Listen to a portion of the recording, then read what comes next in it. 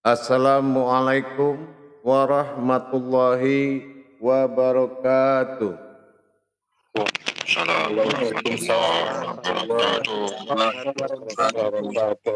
Alhamdulillah, alhamdulillahi rabbil alamin.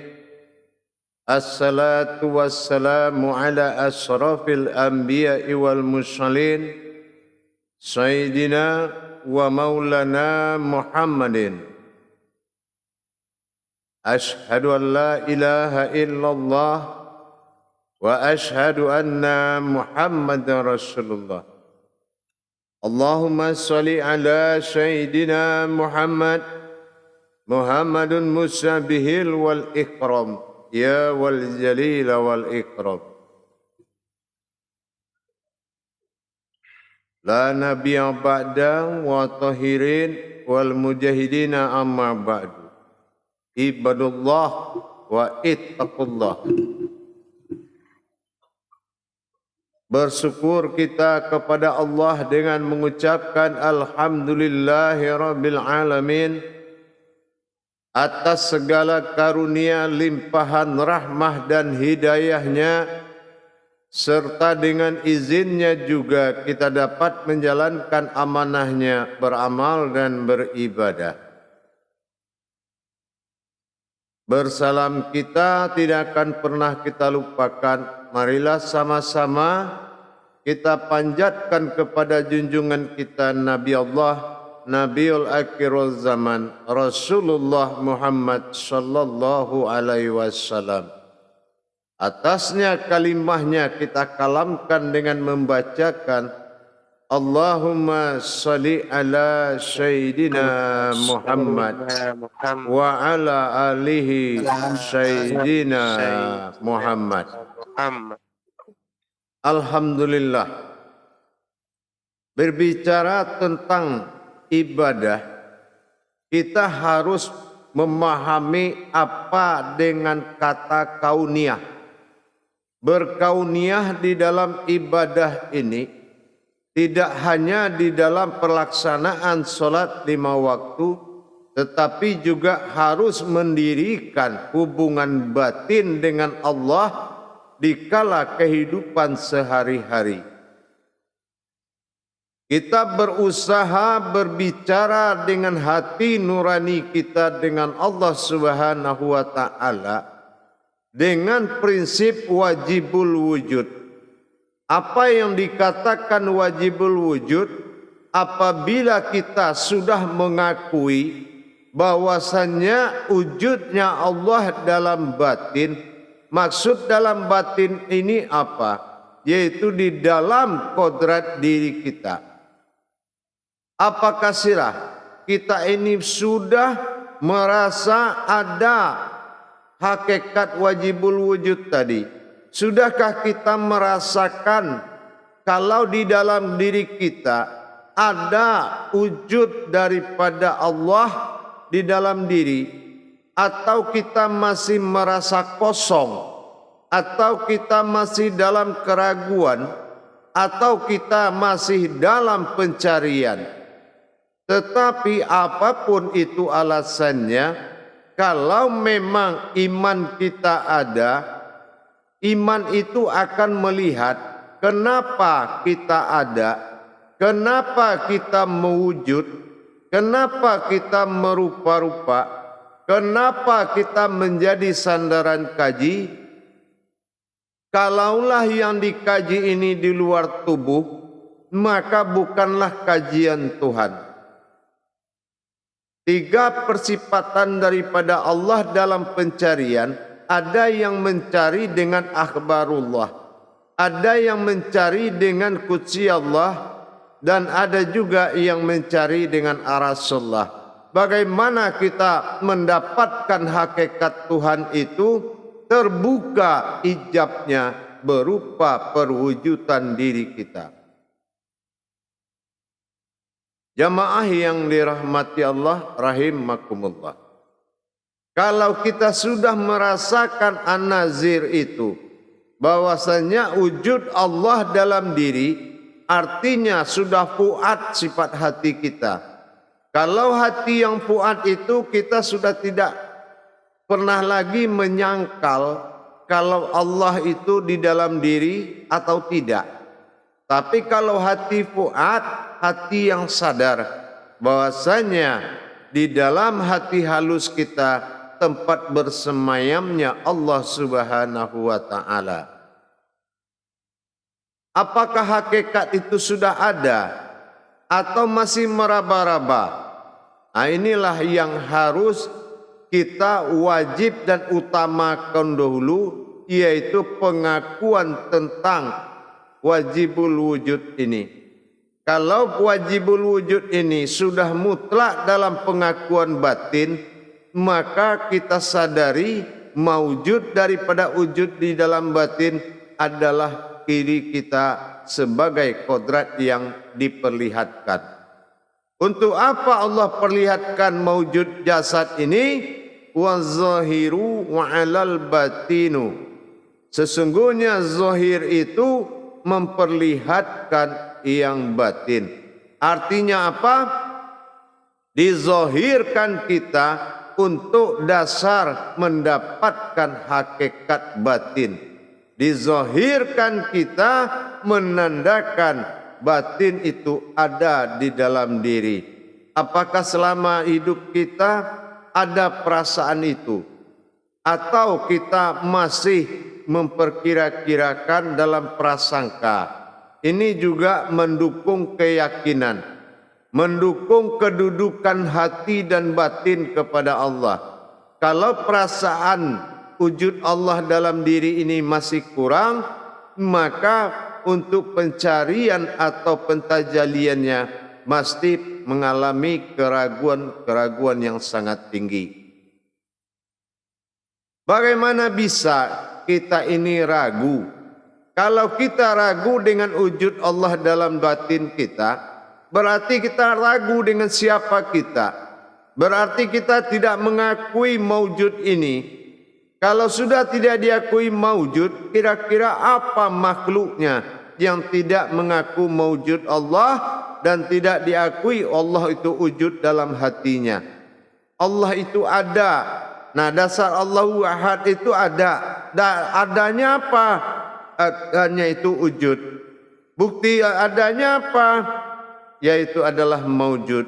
Maujud ini pengakuan mutlak.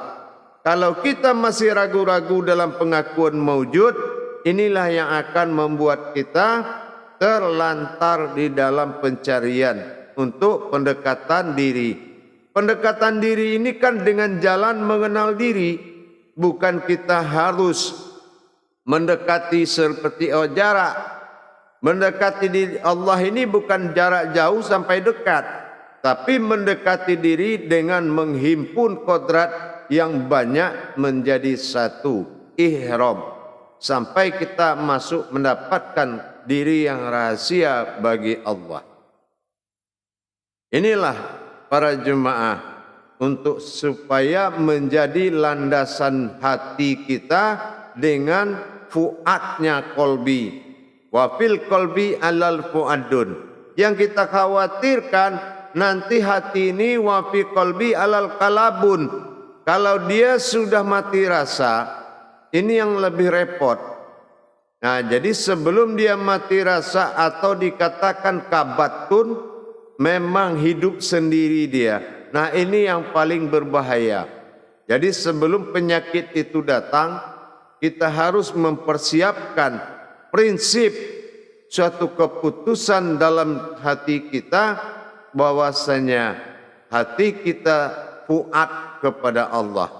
Memang hati itu tempat makomnya Allah. Ini yang dikatakan hati yang fuad.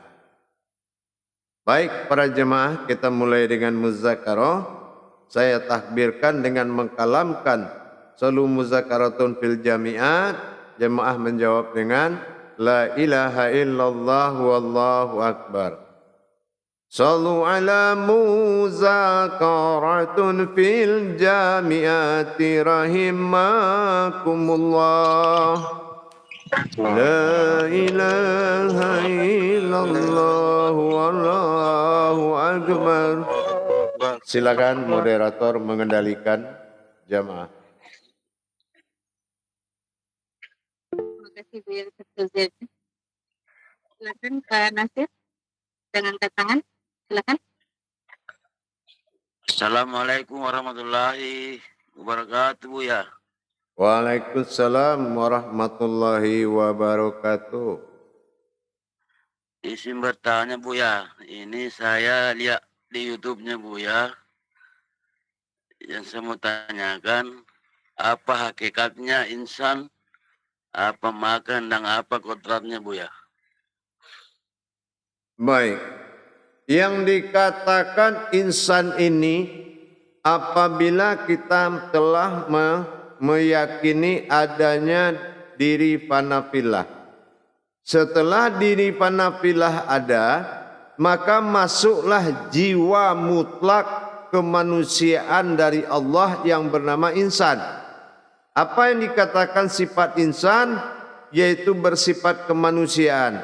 Ada yang merindu, ada yang suka, ada yang menyayangi.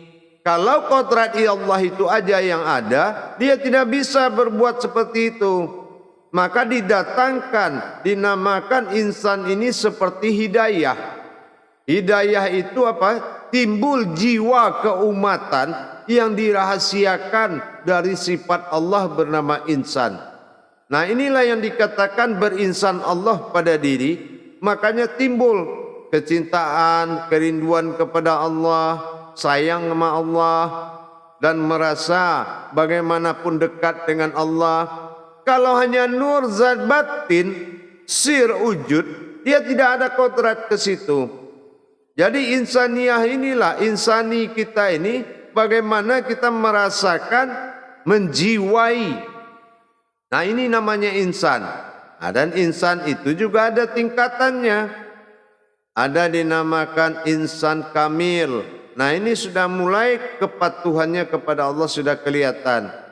Insan kamilul kamil, nah sudah mulai dia mengamalkan dan mencari jalan kepada Allah.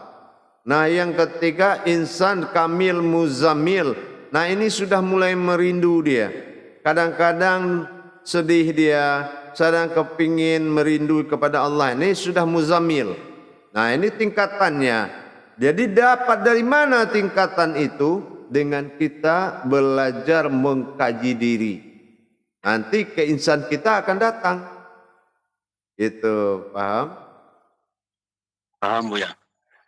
Masih banyak Bu ya. Assalamualaikum warahmatullahi wabarakatuh. Waalaikumsalam warahmatullahi wabarakatuh. Silakan Pak Arnes.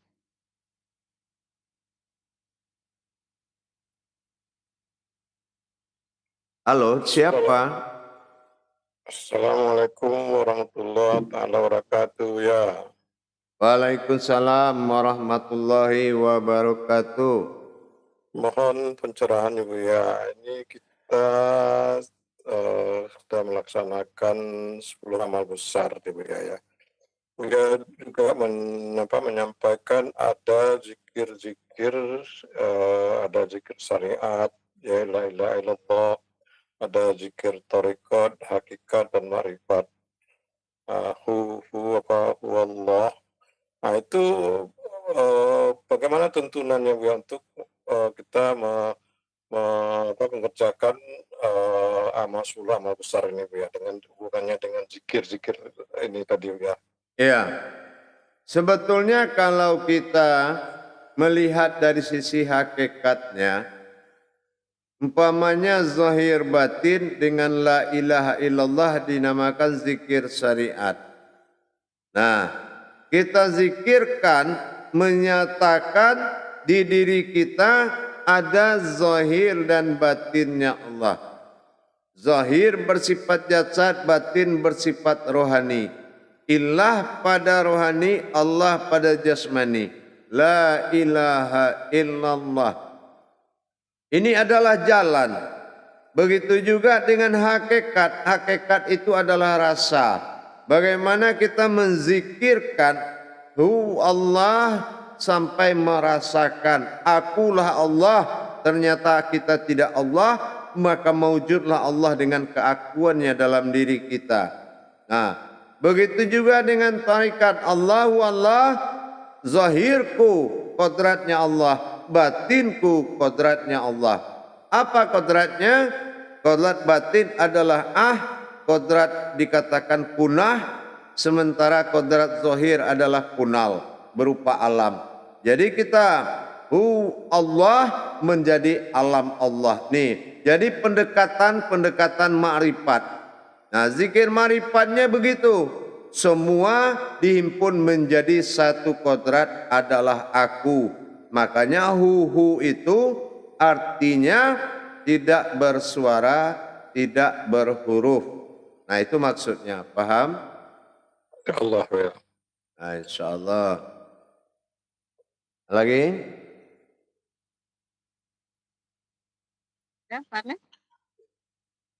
Silakan Pak Tahirul. Assalamualaikum warahmatullahi wabarakatuh. Waalaikumsalam warahmatullahi wabarakatuh. Dia kan ada bilang itu adalah wujud ya. Kan kalau zahir dan batin itu jasmani dan rohani itu kan hanyalah maujud ya gitu kan ya. Jadi yang titik yang wujud itu yang kita rindukan itu. Titik wujud paling akhir dari segalanya, wujud itu bernama ada. Ini yang saya bilang dari awal tadi. Pengakuan adanya Allah oleh hati kita di dalam hati, sekuat mana pengakuan ada dengan pengakuan tidak ada. Kalau pengakuan ada ini betul-betul ya ujubu ya maujudun, kalau engkau ada, bangkitlah ya Allah. Ya. Nah, kalau kita benar-benar yakin dengan adanya Allah, itulah titik atau wujud secara tersiratnya ada. Jadi menetapkan marifatur kadim pada diri dengan mengatakan ya ujubu ya maujudun. Ya, sesungguhnya engkau ada dan maujudlah ya Allah kepada diriku. Ya, jadi inilah semacam amalan yang minta kehadiran Allah kepada diri kita dalam maujud. Sehingga nanti akan timbul rasa dan perasaan bahwasanya lama-lama kepemilikan atau rasa memiliki diri ini sudah berkurang. Paham?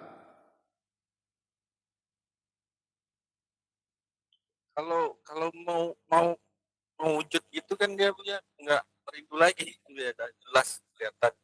Bagaimana? Kalau udah mau wujud gitu ya kan? Ya. Kan itu udah jelas kelihatan gitu. Ya. Tidak mungkin maujud ada kalau wujudnya tidak ada. Nah, kalau memang kita sudah akui mutlak, maka maujud ini diamalkan. Nah, itu yang dikatakan kodrat Allah, kodratnya aku, kodratnya Allah sendirinya, iradat aku, iradat Allah sampai 7. Dan selalu dikumandangkan. Nah, la qudratin fil jazatin alal adam, la qudratin firwani alal muhammadun, la qudrati ruhi ilallah. Nah, tiadalah kodrat jasadku melainkan kodratnya Adam, tiadalah kodrat daripada rohaniku melainkan Muhammad, dan tiadalah kodrat dari nyawaku melainkan batinmu ya Allah. Serahkan dengan segala amalan sampai merasakan yang maujud dan hilangnya keakuan diri dan wujudnya keakuan Tuhan. Dan itu pun harus didatangkan dari tadabur seperti itu. Tidak hanya diakui, makanya dikatakan tauhid tafrid tajrid, berhubungan dengan nyata, mengalami dengan nyata, dan merasakan dengan nyata. Paham? Insyaallah. Lagi?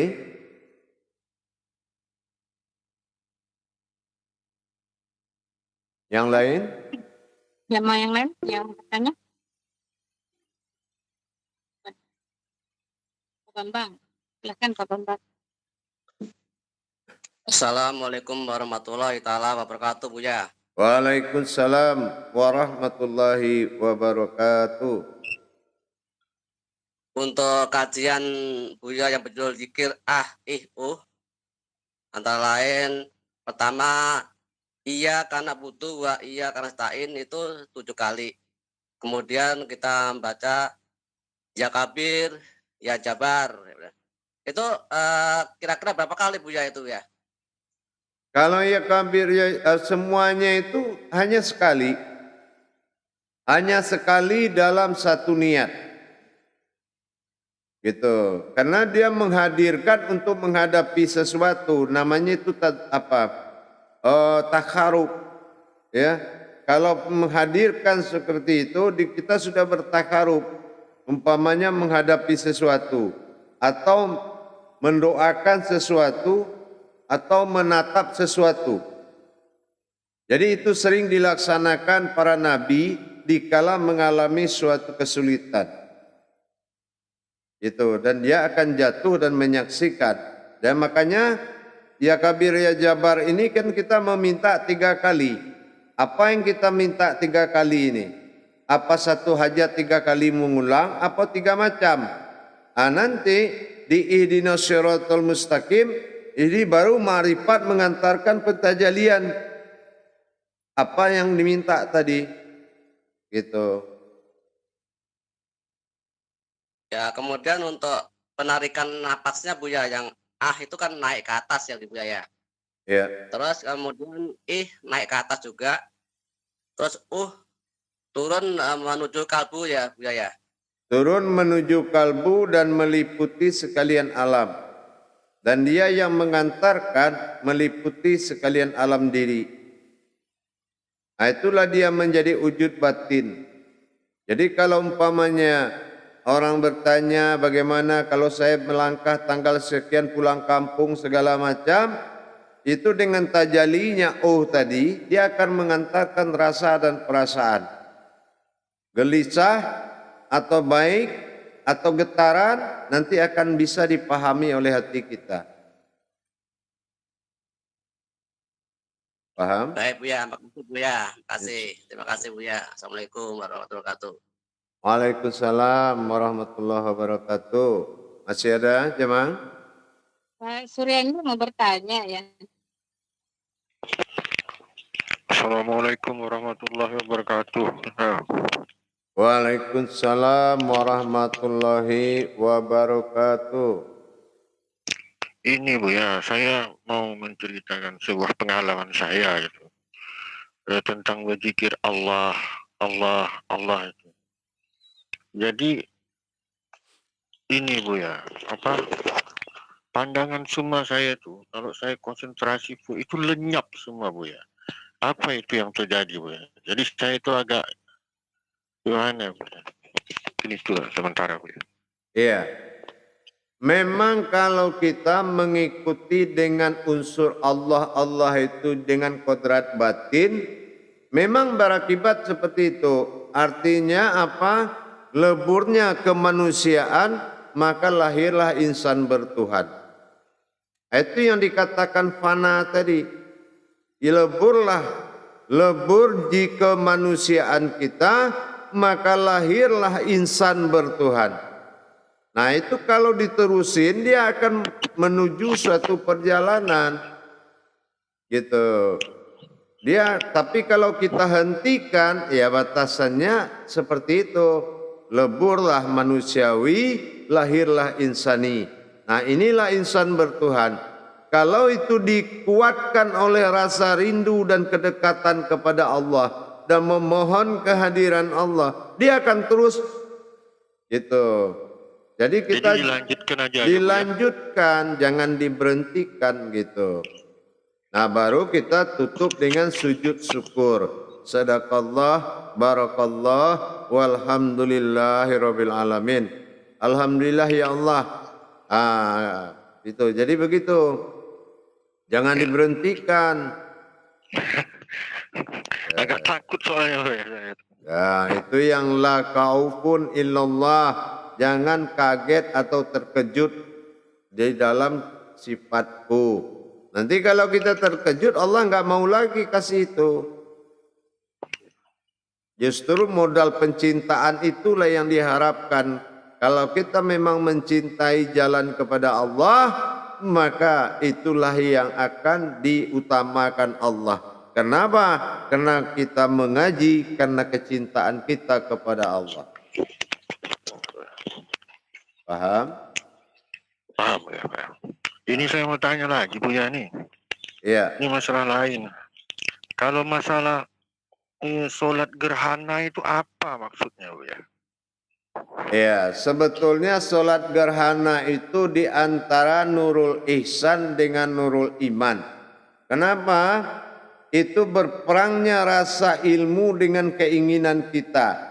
Apabila kodrat ilmu dengan kodrat diri itu bertentangan, nah inilah dengan adanya gerhana ini hikmahnya adalah menyatukan antara kodrat ilmu dan diri tadi. Makanya kita harus sholat gerhana. Nah tujuannya apa? Disatukan wujud dalam lipatan tangan itu sehingga menyatulah ilmu dengan wujudnya, yaitu diri kita. Itu sebetulnya jadi penyempurnaan titik Adam yang sepenuhnya itu. Jadi kalau kita tahu sholat gerhana itu ya, kita harus menyatukan antara sifat daripada ilmu atau dikatakan nurul iman dengan nurul Islam kita. Nah inilah bagaimana kita menyatukan ilmu dalam diri supaya diri menjadi ilmu dan ilmu menjadi diri. Gitu. Terima kasih Buya. Makanya dia jarang langkahnya datang itu. Ibarat kita mengaji sekarang ini bisa jadi sifat gerhananya entah setahun lagi baru sempurna ilmunya atau apa gitu. Nah sama aja begitu. Iya. Ya, paham? Paham. Insyaallah. Baik. Assalamualaikum warahmatullahi wabarakatuh. Waalaikumsalam warahmatullahi wabarakatuh. Masih ada? Terima kasih, Bapak Rahman. Baik. Assalamualaikum warahmatullahi Buya. Waalaikumsalam warahmatullahi wabarakatuh. Ya, saya mau bertanya nih Buya, cuma bertanya ajan Buya. Apakah bagaimana caranya ajan itu Buya? Ada maksudnya ada orang mati, baru orang ajan di kampung-kampung begitu Buya. Yang saya tanyakan itu apakah boleh itu mengajan orang mati Buya? Terima kasih. Assalamualaikum warahmatullahi wabarakatuh. Ya boleh. Kenapa? Azan itu mengembalikan dan memanggil dirinya alif kembali kepada alif. Ya, itu azan itu adalah syahadat. Nah, kita kan sudah belajar ilmu syahadat. Syahadat menyatukan, syahadah langsung, ahad menjadi satu. Azan itu adalah tabliknya syahadat. Gitu. Jadi orang yang meninggal, orang yang kembali menyatu dengan Allah gitu. Nah, itu yang dikatakan alafa atau perjalanan alif. Inna lillahi. Nah, alif awal, alif akhir. Tapi nggak tahu juga kalau maknanya ke situ ya. Tapi dalam kebenaran maknanya ke situ. Kadang-kadang kan tradisi, kan gitu, kebiasaan. Nah, tapi intinya memang itulah syahadat. Dikhawatirkan orang di sakaratul maut tidak mengkalamkan syahadat atau gagal dia bersahadat. Gagal dia mengembalikan alif yang tersurat ini, alif nyata atau aftar, kembali kepada tunggal ba'dal atau disebut dengan alif sirat. Nah, makanya diazankan supaya apa? Supaya selalu dalam perjalanan kepada Allah atau tawaf gitu. Ya boleh, nggak apa-apa, insya Allah itu lebih bagus gitu. Atau umpamanya dia lagi bawa keranda ke makam, La ilaha Terima kasih, illallah, Buya. la ilaha illallah, kan gitu. Ada juga orang yang bertasbih sambil mengangkat mayat. Itu tujuannya sama dengan azan tadi. Dia menghimpun, mengembalikan kepada Allah lagi. Ya, ya. Paham? Baik. Silakan, masih ada? Paham Buya, paham.